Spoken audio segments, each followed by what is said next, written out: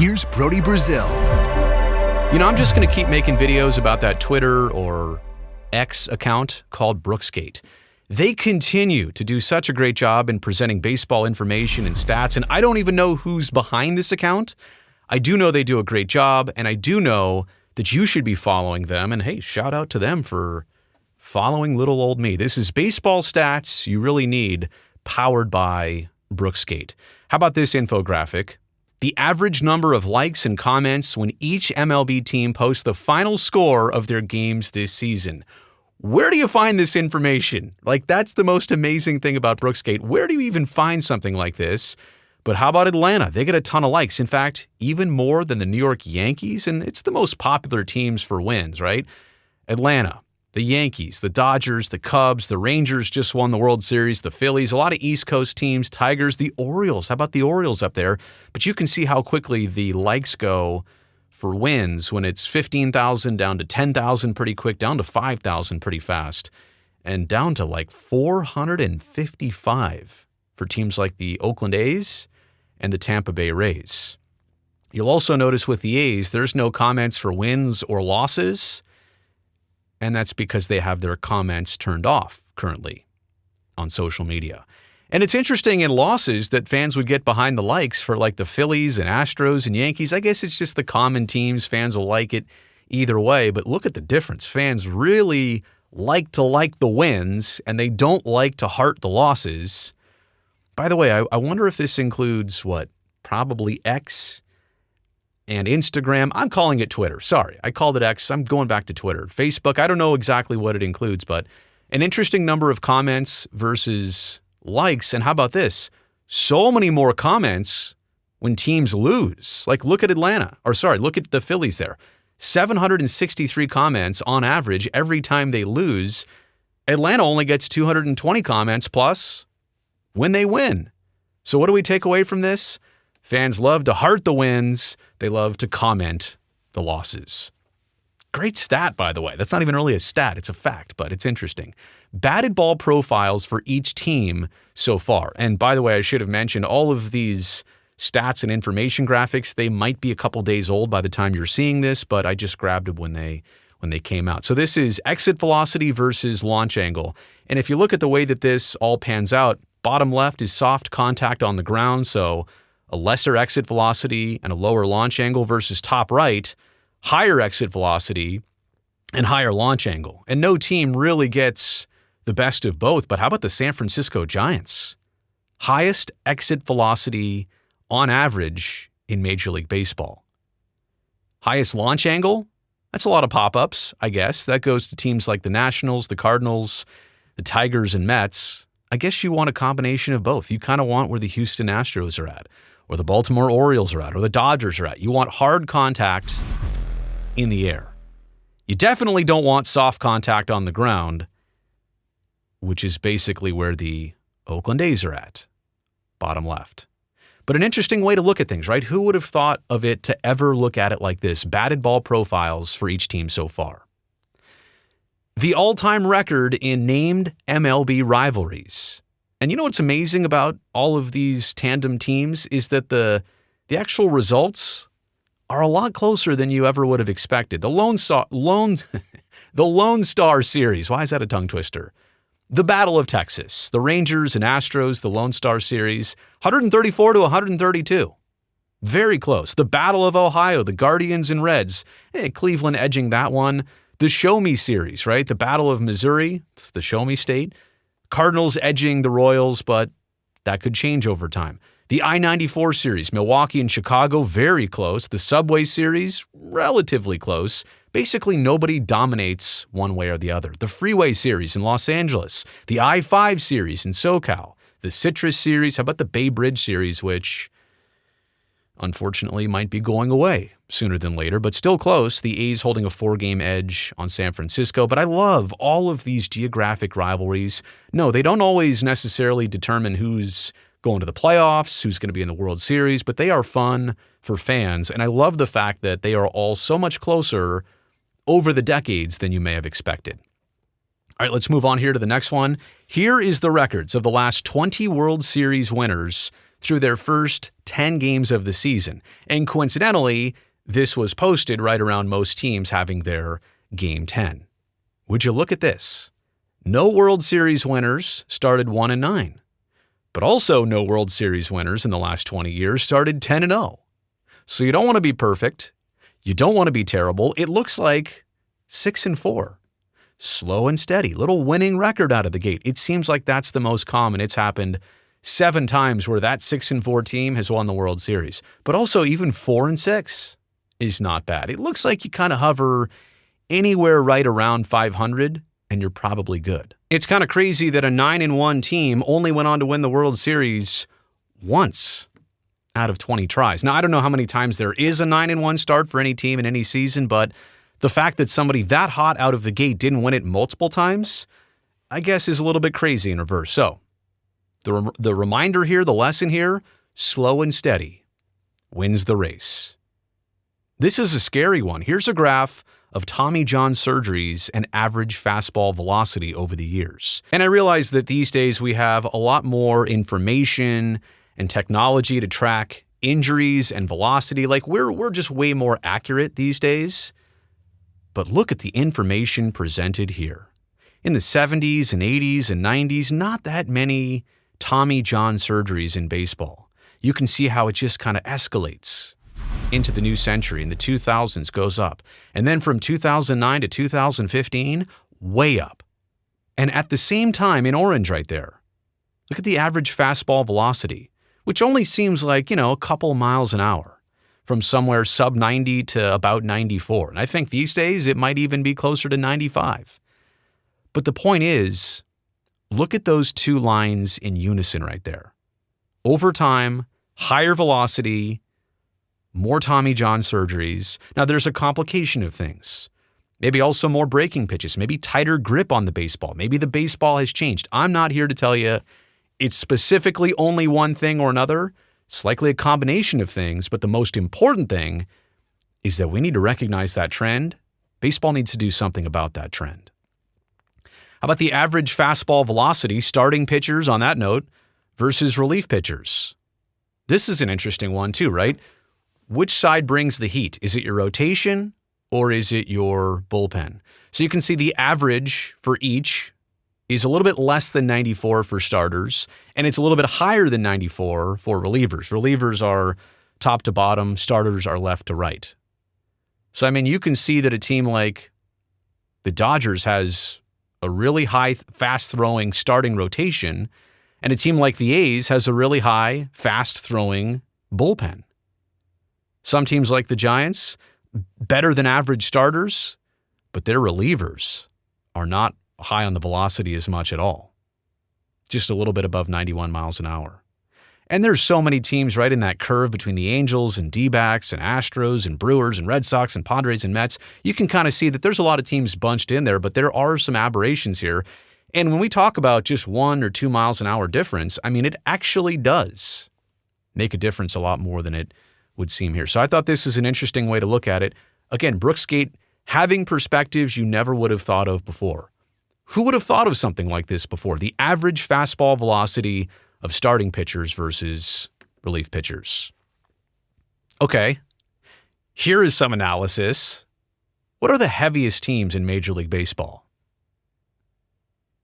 Take a look at this.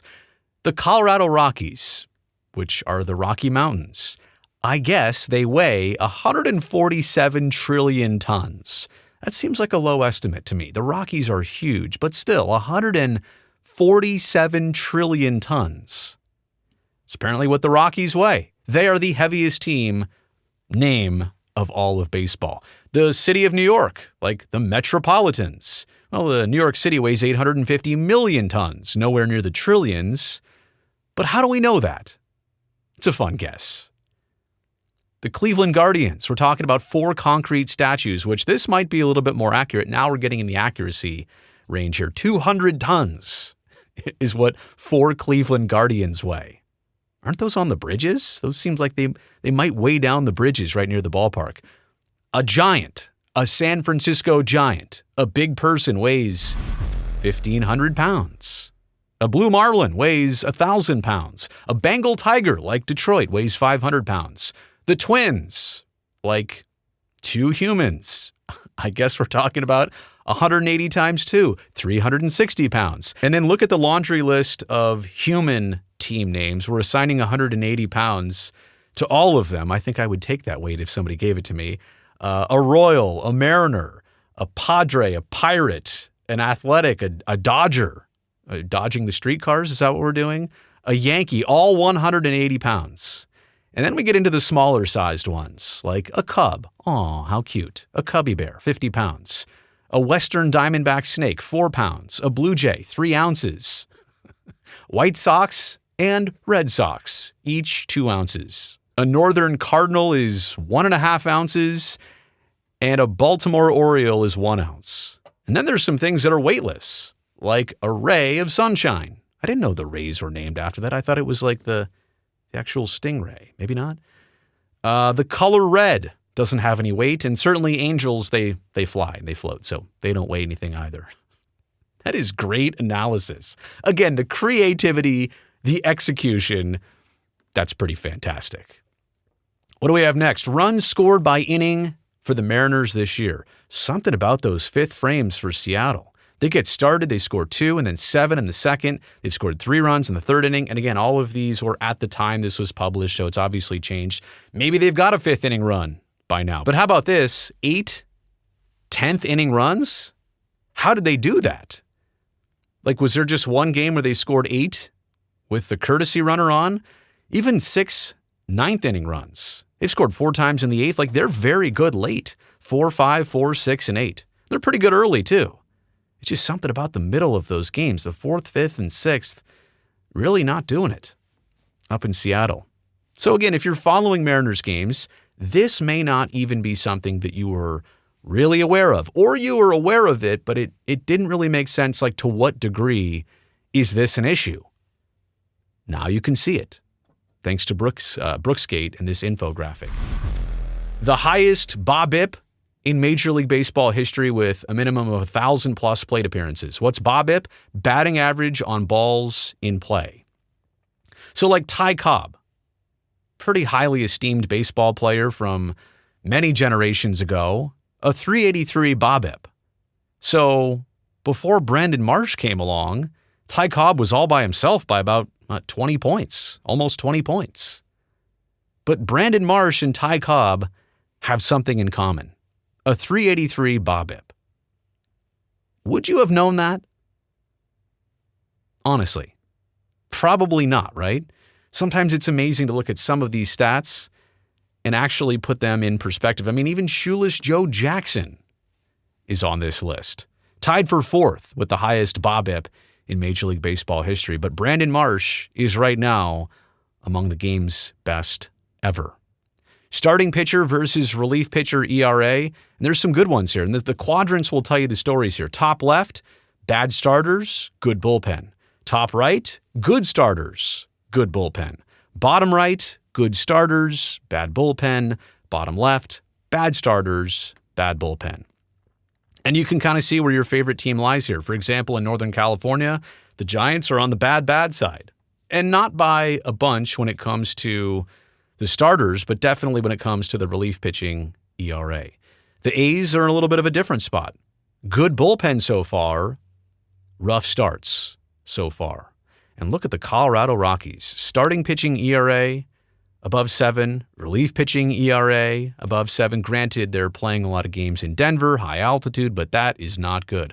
On the complete opposite side, look at the Red Sox. Great starters, great bullpen, ERAs of sub 2 in both categories when this statistic was published. And then there's a lot of teams in the middle of the road, but again, you can find where your team lies here with good bullpen versus good starters versus bad bullpen and bad starters. Okay, this one's kind of morbid here, but for the city each MLB team plays in, the percentage of the current population that was alive the last time their team won a World Series, right? You understand that certain markets, they say, oh, it's been a while since your dad was a kid that this team won the World Series. And such is the case for teams like Baltimore and Detroit and the Mets. And I was obviously alive to see the A's win the World Series in 1989, but I know a lot of younger generations just can't comprehend it. So clearly this is left to right, the more recent teams to win the World Series versus the far right. There's teams like Colorado, Milwaukee, San Diego, Seattle, and the Rays who have never won a World Series. But that's kind of eerie right there to understand that